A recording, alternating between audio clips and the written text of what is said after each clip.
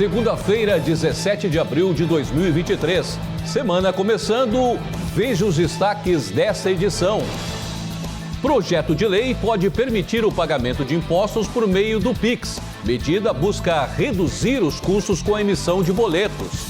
Domingo marcado por temporal no Rio Grande do Sul. Granizo é registrado na região metropolitana de Porto Alegre. Em Barra do Ribeiro, cerca de 100 casas foram danificadas. Em Santa Catarina, sábado é marcado pelo Dia da Família na escola.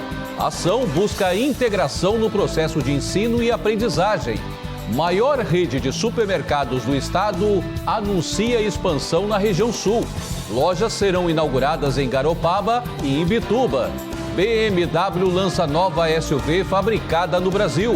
Veículo é considerado um dos mais modernos do país. Polícia Civil de Santa Catarina finaliza inquérito do ataque à creche de Blumenau. Tem os destaques da primeira rodada do Brasileiro com Vinícius Pacheco, ao vivo aqui comigo no estúdio. Tudo isso e muito mais a partir de agora no Pix News.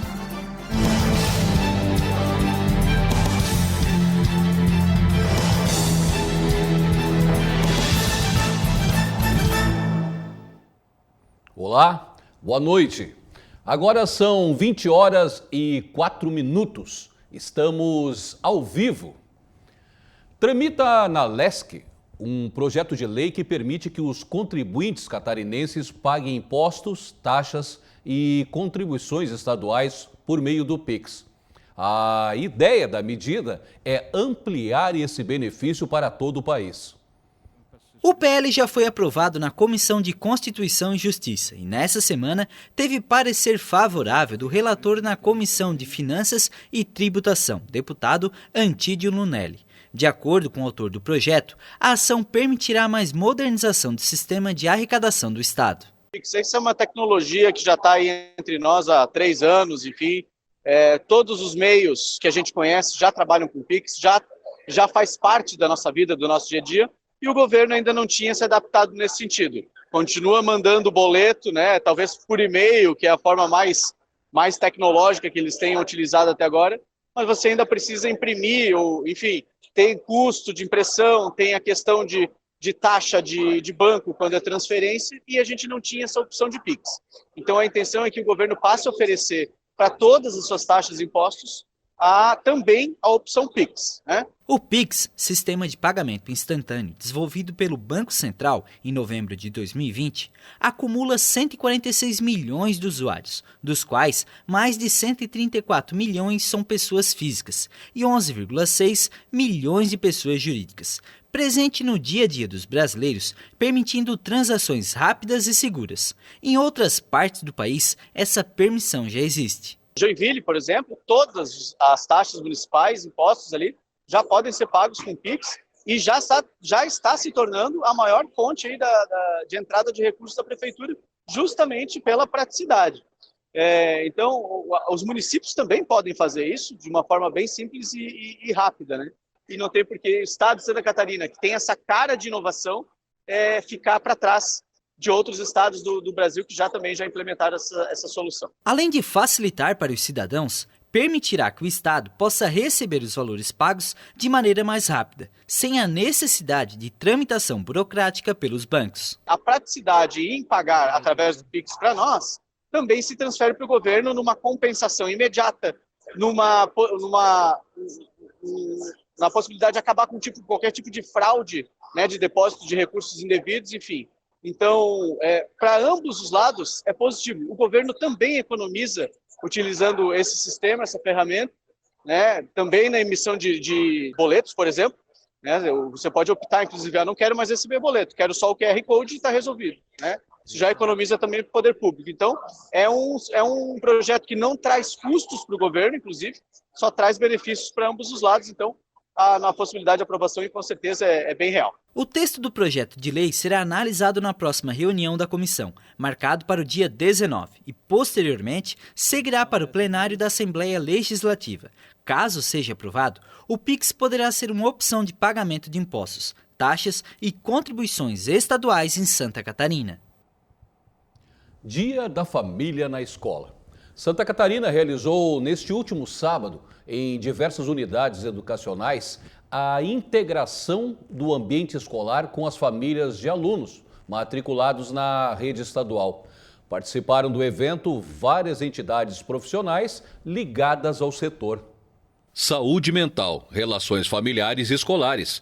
Esse foi o tema organizado por profissionais das escolas de Santa Catarina, tendo como objetivo a integração e acolhimento. Neste ano, as escolas organizaram diversas atividades. As comemorações fazem parte do Dia da Família. A diretora de ensino da Secretaria de Estado da Educação esteve presente no evento realizado em Joinville, na Escola de Ensino Fundamental Gustavo Augusto Gonzaga, e destacou a importância da família no ambiente escolar. Um momento muito importante em que nós temos as famílias aqui dentro da nossa escola. Sabemos da importância desse compartilhamento dos nossos espaços, entendendo que todos os nossos estudantes, quando estão próximos da família e junto conosco da área da educação, a qualidade de ensino é essa que a gente tem visto aqui. Espaços maravilhosos, os alunos todos, os nossos estudantes passeando aqui, olhando esses espaços, nos mostrando o que eles fazem no seu dia a dia. Laboratórios excelentes, professores extremamente dedicados, e é isso que a gente quer mostrar, que vocês, enquanto família, estejam conosco. As portas estão abertas e juntos a gente vai estar sempre fazendo a melhor qualidade da educação de todas as nossas unidades estaduais aqui, de toda a região de Santa Catarina. Desde 2016, a data está incluída no calendário escolar catarinense. A legislação é resultado do movimento Santa Catarina pela Educação. Dentre as atividades realizadas, a escola promoveu a apresentação do coral, atividades lúdicas entre pais e filhos, exposição de carros antigos, colecionadores e coletânea de poesias. Também foi organizada uma competição de robôs e a segunda-feira de empreendedores das famílias de alunos matriculados na escola. Karine é bancária e mãe de um aluno. Ela enfatizou a importância desta integração com o ambiente escolar dos filhos. É muito importante para a gente participar da vida deles, né? Então a gente sempre procura incentivar que eles participem de todas as atividades, né? Que estejam sempre envolvidos, engajados. A gente não tem, todos trabalhamos, né? Às vezes não temos tanto tempo junto com os nossos filhos, então é muito bom conhecer o ambiente no qual eles estão inseridos em todos os dias. O Centro de Educação Profissional promoveu um feirão de empregos, show de prêmios e levou representantes de universidades, além de promover um almoço festivo. O evento contou ainda com a participação do SESI e Senai, destacando a importância como entidade educacional se conectando com a família e a formação estudantil. Bom, a importância do Dia da Família da Escola é de engajar, né, os familiares na jornada escolar, né, desde as nossas crianças que fazem atividades conosco nas nossas creches, quanto dos jovens que fazem atividades no Senai, de cursos técnicos, aprendizagem industrial. Então essa jornada visa engajar ainda mais família, estudante e escola e fazer com que esse estudante consiga concluir seu curso e chegar lá no mercado de trabalho. Então essa é a essência, né? A educação transforma a vida das pessoas e a Fiesc acredita muito nisso e entende que esse evento está totalmente alinhado com essa expectativa. Todo o evento foi programado para horários estratégicos, garantindo a participação do maior número de pais possível, preservando a rotina de trabalho da comunidade, buscando maior comunicação e vínculos no processo ensino-aprendizagem. O chanceler russo, Sergei Lavrov, começou nesta segunda-feira um giro pela América Latina.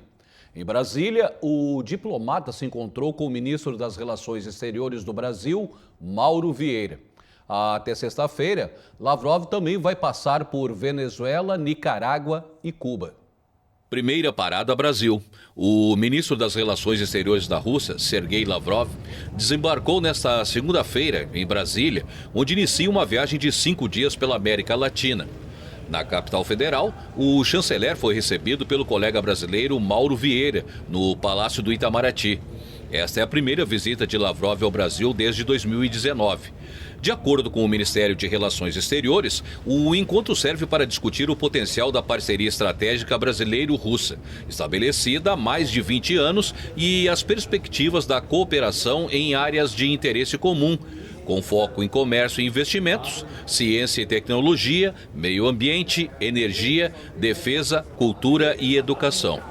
Outra pauta da reunião está focada no fortalecimento do diálogo político sobre temas bilaterais, internacionais e regionais, sendo uma oportunidade para tratar o conflito na Ucrânia. Além do Brasil, o chanceler russo vai passar por Venezuela, Nicarágua e Cuba. E autoridades italianas anunciaram nesta segunda-feira a apreensão de 2 toneladas de cocaína perto da Sicília. A droga estava flutuando em pacotes impermeáveis com um sistema de localização e sinalização luminosa. A carga, avaliada em cerca de 400 milhões de euros, mais de 2 bilhões de reais, foi descoberta em pacotes impermeáveis flutuando no Mediterrâneo perto da Sicília. De acordo com um anúncio feito nesta segunda-feira pela polícia italiana, eram quase 70 pacotes hermeticamente fechados com 1.600 barras da droga. Os pacotes estavam amarrados com uma grossa corda de pesca e contavam com um sistema de localização e sinalização luminosa. Segundo os investigadores, a droga foi, provavelmente, jogada ao mar por um cargueiro para ser recuperada e transportada para o continente. O tráfico de drogas na Europa é, em grande medida, controlado pela 'Ndrangheta, a poderosa máfia calabresa, que usa intermediários versáteis para introduzir cocaína na Europa. A Europol calcula que o mercado varejista anual de cocaína no velho continente representa entre 7,6 bilhões e 10,6 bilhões de euros, algo entre 41 e 57 bilhões de reais. A SpaceX adiou, nesta segunda-feira, o primeiro voo de teste do Starship, o maior e mais potente foguete já construído. A decolagem foi suspensa minutos antes do horário previsto na base de Boca Chica, no Texas. A válvula congelada forçou o adiamento nesta segunda-feira do primeiro voo de teste da Starship da SpaceX, o foguete mais poderoso já construído e projetado para enviar astronautas à Lua, Marte e além. A decolagem do gigantesco foguete foi cancelada a menos de 10 minutos antes do lançamento programado. Segundo a empresa, um problema de pressurização no propulsor de primeiro estágio foi detectado. A SpaceX disse que o voo inaugural seria adiado por pelo menos 48 horas para reciclar o metano líquido e o oxigênio líquido que abastecem o foguete. A Agência Espacial Norte-Americana, NASA, escolheu a nave espacial Starship para transportar astronautas para a Lua no final de 2025, a chamada missão Artemis 3. A Starship consiste em uma espaçonave de 50 metros de altura projetada para transportar uma tripulação e carga que fica no topo de um foguete propulsor Super Heavy de primeiro estágio de 70 metros. O final de semana foi marcado por um temporal que atingiu diversas regiões do Rio Grande do Sul. Na região metropolitana de Porto Alegre, teve registro de granizo. O município de Barra do Ribeiro foi o mais atingido. Nas imagens é possível ver a tempestade. Segundo a prefeitura, cerca de 100 casas foram danificadas pelo temporal deste domingo. Em Porto Alegre, o temporal também danificou casas, provocou falta de luz e queda de árvores. Conforme o INMET, foram registrados 33 milímetros de chuva nas últimas 24 horas na capital dos gaúchos. E você vai ver a seguir: maior rede de supermercados de Santa Catarina chega no Litoral Sul. SUV mais moderno do país começa a ser produzido hoje. Polícia Civil conclui inquérito sobre o ataque à creche em Blumenau. E aqui comigo, ao vivo, Vinícius Pacheco traz todos os detalhes do esporte, com os lances da primeira rodada do Brasileirão.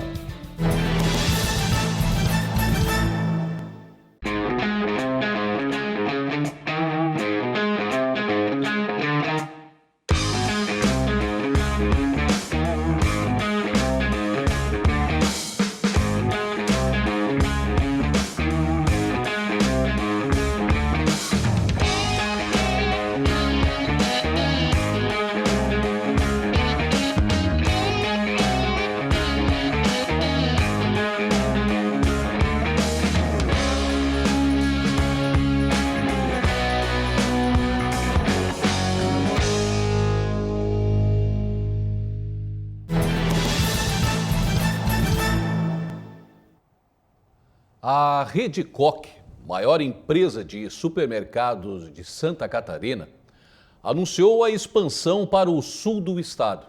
As primeiras lojas serão inauguradas em Garopaba e Imbituba. As obras das novas lojas do Grupo Coque em Garopaba e Imbituba estão em ritmo acelerado. As unidades fazem parte do projeto de expansão da rede neste ano de 2023, que terá como foco a região sul. No ano passado, a maior rede do estado inaugurou 10 novas lojas. As 2 primeiras cidades do sul irão receber unidades do Comprão Coque, lojas de atacarejo. Governador Celso Ramos e Camboriú também receberão unidades da marca ainda neste semestre. O valor de investimento nas 4 lojas passa de R$100 milhões. Com as novas unidades, serão gerados cerca de 600 novos empregos diretos. O Grupo Coque fechou o ano de 2022 com R$5,5 bilhões de faturamento, um crescimento de 51% em receita. São 34 unidades do atacarejo Comprão Coque e 20 do Super Coque em operação, com presença da marca em 26 cidades de Santa Catarina. A loja de Garopaba tem previsão para ser inaugurada no segundo trimestre. Serão abertas 144 vagas de trabalho. Uma seleção será realizada entre os dias 24 e 26 de abril. Entre as oportunidades, gerentes, supervisores, assistentes, estoquistas, fiscais, atendentes, operadores de caixa, repositores, para o setor de limpeza, e a rede tem oportunidades para pessoas com deficiência. A BMW lançou nesta segunda-feira, apenas 6 meses após o lançamento na Europa, o novo modelo SUV, que será fabricado na unidade de Araquari, no norte de Santa Catarina. O veículo está entre os mais modernos e tecnológicos veículos produzidos no país. Um evento marcou o início da produção do novo SUV no país. O modelo X1 chega na América do Sul após 6 meses do lançamento na Europa. A fábrica de Araquari também é responsável pela produção dos modelos Série 3, X3 e X4. Completando 9 anos de operação, a BMW já é a maior produtora de veículos premium do continente, resultado de um investimento de R$1,8 bilhão. O X1 ele já está derivando algumas tecnologias do iX, né, que é o nosso modelo mais avançado. Então o interior, né, governador, com aquele painel todo digital, como eu falei no discurso, também desenvolvido aqui no Brasil por funcionários brasileiros em Santa Catarina, como serviço de chave digital, tem várias tecnologias mundiais desenvolvidas aqui em Araquari também. A planta do Brasil também tem uma função estratégica para os mercados regionais, né? A gente tem uma política que é a produção segue o mercado. Então a gente sempre tenta localizar também a produção nos maiores mercados. O Brasil é o maior mercado da América Latina, então a gente tem a nossa representatividade aqui para os modelos de maior volume, combinando também com alguns importados de menor volume. Mas é fundamental para o sucesso do BMW Group no Brasil. O lançamento foi marcado pela presença de autoridades. O governador de Santa Catarina participou do evento. Estar aqui hoje em Araquari, nessa evolução da BM, é uma alegria muito grande para mim. Eu vim aqui reafirmar o compromisso que o Estado de Santa Catarina tem com empreendimentos como esse, com empresas como essa, né? Para dizer para eles que segurança ambiental, segurança fiscal, segurança jurídica, nós estamos aqui para oferecer a eles, para que eles possam lançar cada vez mais produtos tecnológicos, modernos, tecnologia, elétrico, que é o futuro, enfim. Então estou aqui para aplaudir especialmente quem dirige e o corpo de funcionário, esse time que é um time de gente qualificadíssima para produzir produtos com essa alta tecnologia. A logística catarinense ela é fundamental, né? Inclusive é um dos motivos pelos quais a gente está aqui no estado, tem uma malha portuária sensacional com a BR-101 aqui ligando vários portos. São várias opções para a gente poder trazer materiais, então traz, na verdade, para nós muita tranquilidade para poder operar sem nenhum tipo de interrupção, nenhum tipo de contratempo, né? Santa Catarina, nesse sentido, eu acho que está à frente. A Polícia Civil de Santa Catarina finalizou o inquérito do ataque à creche de Blumenau. O autor dos crimes foi indiciado por 4 homicídios e 5 tentativas de homicídios. Somadas, as penas podem ultrapassar 100 anos de prisão. O prazo para a conclusão de inquéritos policiais com um acusado preso é de 10 dias, ele foi concluído dentro do prazo. Um complexo relatório de investigação foi inserido que teve por base as perícias realizadas, as extrações de celular e um grande número de depoimentos que foram tomados, cerca de 21 depoimentos. Ao final do inquérito policial, a Polícia Civil de Santa Catarina indiciou esse criminoso pela prática de 9 crimes, dentre os quais 4 homicídios consumados, todos eles quadruplamente qualificados, pelo motivo torpe, a situação que foi incapaz ou dificultou a defesa das vítimas, situação do meio cruel e ter praticado contra vítimas menores de 14 anos. Então isso é um crime quadruplamente qualificado por essas circunstâncias, cuja pena a partir de 12 vai até 30 anos. E nós temos também 5 indiciamentos pela prática de homicídios qualificados tentados, cuja pena é de 12 a 30, só que quando é tentado há uma diminuição de 1 a 2/3 quando se fixa a pena. Então essa conclusão e a manutenção da preventiva agora faz com que o Ministério Público, no prazo de 5 dias, cujo procedimento é de acusado preso, como eu disse, tenha esse prazo para o oferecimento da denúncia e a partir daí então começa, com o recebimento da denúncia, a tramitar a ação penal desse indivíduo. O que se indica pela colheita de materiais que foram realizados, extração de dados em telefone celular, situação de análise de perfil numa rede social, que é a Facebook, oitiva de testemunhas e laudos periciais, indicam que ele possa ter uma espécie de esquizofrenia.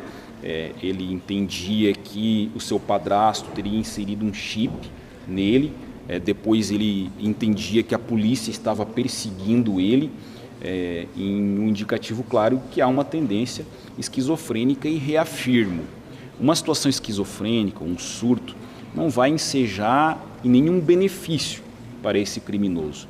Ele vai responder na forma do Código de Processo Penal, com uma medida de segurança que pode fazer com que ele fique eternamente num hospital de custódia e tratamento psiquiátrico, ou responde a uma pena privativa de liberdade, que aí vai ter uma soma de todos esses crimes, 12 a 30 vezes 4, 12 a 30 vezes 4, tirado de 1 a 2/3, que pode ultrapassar em 100 anos a quantidade de pena privativa de liberdade que ele vai receber. Então o indicativo é que havia uma esquizofrenia presente nesse indivíduo, potencializado pelo uso de cocaína identificado. Como eu disse, em exame de coleta de material, ele teria contato com cocaína, segundo ele, inclusive vendia droga, e também nós identificamos isso em material colhido pela Polícia Científica.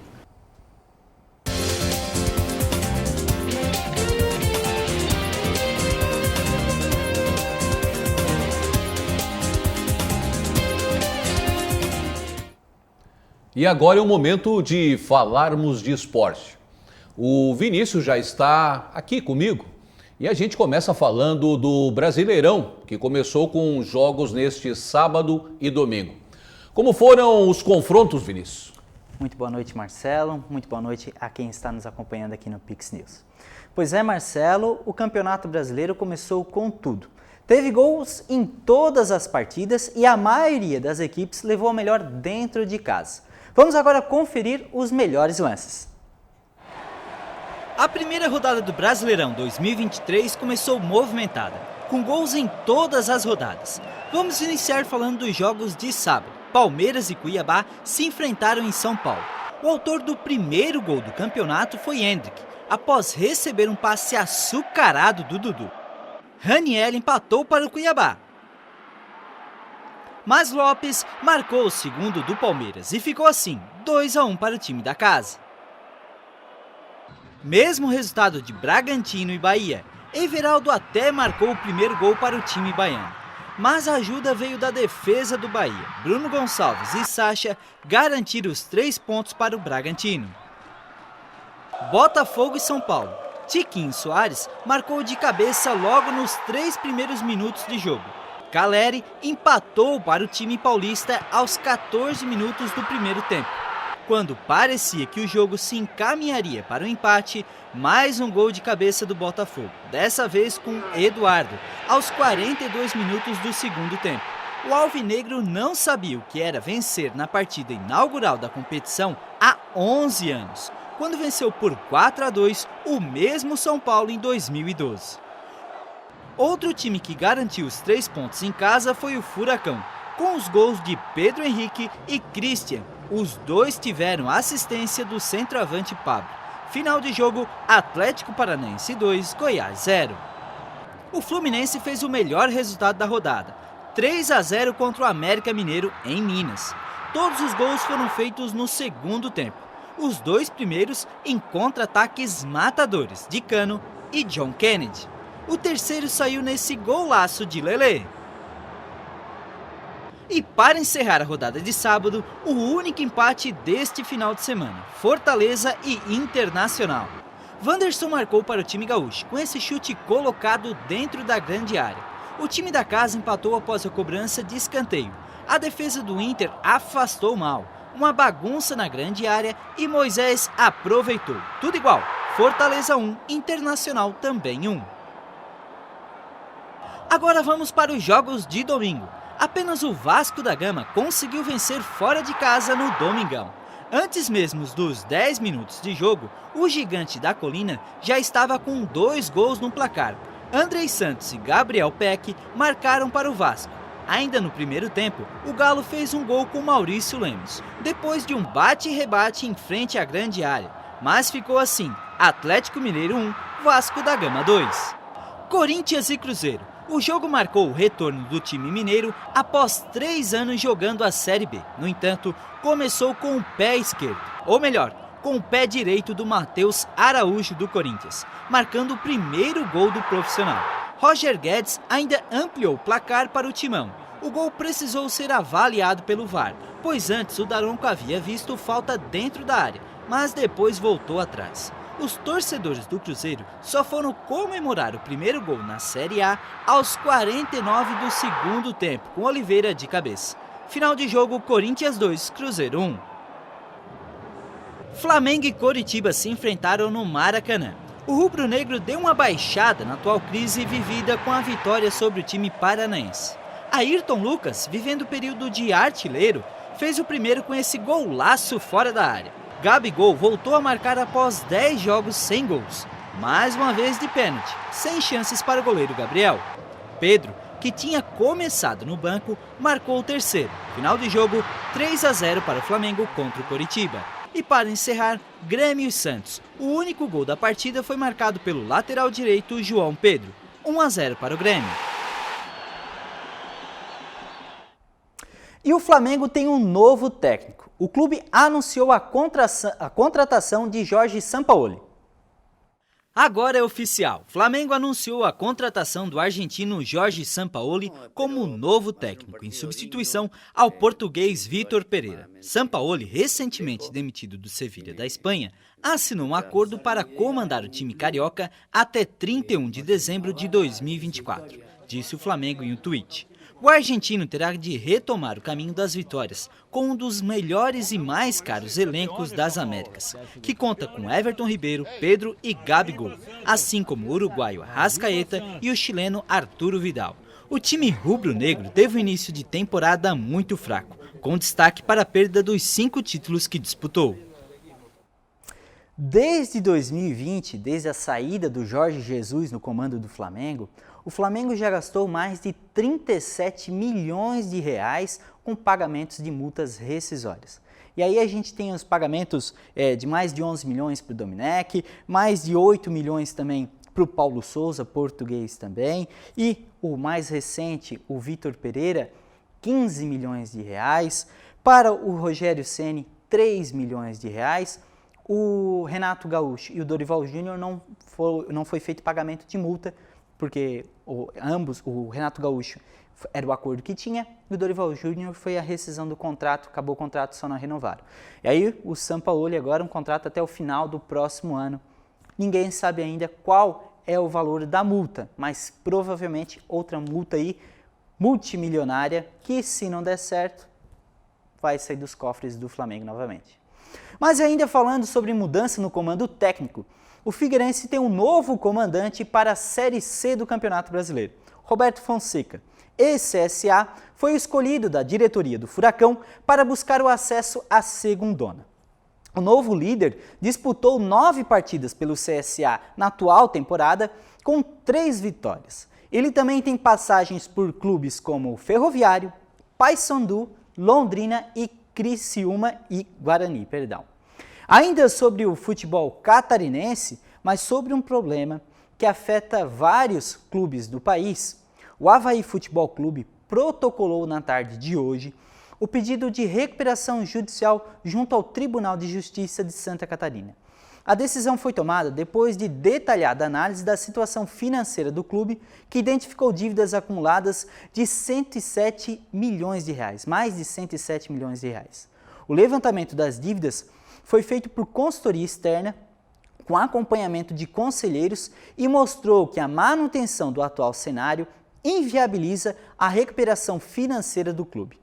A situação é agravada pelo custo de juros e encargo das dívidas acumuladas por pedidos frequentes de penhora de receitas do clube apresentados por credores. Segundo o presidente do Avaí, a negociação dos débitos vai permitir que os gestores organizem os pagamentos e trabalhem sem sobressaltos na recuperação da saúde financeira do clube. O Leão divulgou um vídeo aos torcedores explicando a situação. A medida é mais um passo na linha da reconstrução do clube que estamos promovendo desde o ano passado. Fizemos diversos acordos, conseguimos o regime concentrado de execuções, realizamos o pagamento de mais de 20 milhões de reais em dívidas em 2022. E mesmo assim, os juros e novas penhoras dessa dívida consomem o dia a dia do clube. O Avaí vem sofrendo penhoras diárias em seu caixa, que inviabilizam qualquer organização e planejamento financeiro. Assim, a recuperação judicial também é uma forma de proteger os ativos dos quais o Avaí terá direito no futuro, em relação à Liga Forte Futebol, aos direitos de transmissão e aos demais valores que ficam distantes de bloqueios. A partir de agora, nós teremos um prazo, inicialmente de 60 dias, para, junto com a assessoria financeira, estruturar um plano de recuperação judicial, que nada mais é do que um plano de reorganização das dívidas para buscar as negociações, o apoio dos credores e a sua aprovação, que vai blindar e permitir uma maior organização financeira e de caixa do clube para que ele possa seguir com suas atividades de uma maneira segura e previsível. Há muito tempo, o clube vinha utilizando de aumento de suas dívidas para se fazer a sua gestão financeira, fazendo aquisições de novos passivos para contratações e investimentos no seu elenco. Porém, essas medidas utilizadas pela gestão até então faziam com que o clube somente se alavancasse cada vez mais em seu endividamento. É a situação complicada do Leão, a gente deseja aí boa sorte para o Avaí. Não só o Avaí vem sofrendo esse problema, né? Como a gente já falou anteriormente, vários clubes do país com muitas dívidas, a Receita não consegue suprir o que eles têm de dívida. E nesse último final de semana também foi realizado o Ironman 70.3 em Florianópolis. Quase 1.900 atletas competiram em 1,9 quilômetros de natação, 90 quilômetros de ciclismo e 21,1 de corrida. O paulista Belarmino conquistou o bicampeonato no masculino. Quem estava lá acompanhou a decisão por esse pódio até a última curva. Muita emoção nessa decisão. Walter de Souza e Márcio Machado completaram o pódio. Já no feminino também tivemos bicampeonato, dessa vez com Patrícia Franco, Ana Augusta e Mari Ortega completaram o pódio na segunda e terceira posição, respectivamente. Nessa prova foram distribuídas 55 vagas, sendo 30 delas por categorias de idade e 25 exclusivamente às mulheres, para o Mundial que vai ocorrer na Finlândia em agosto desse ano. O Ironman 70.3 leva esse nome porque é a metade da distância do Ironman normal. Eram essas as informações do esporte. A gente volta na próxima semana. Uma boa noite a todos. Uma boa noite, Marcelo. Obrigado, Vinícius. E o Pix News fica por aqui. Obrigado pela companhia e até amanhã. Uma boa noite a todos.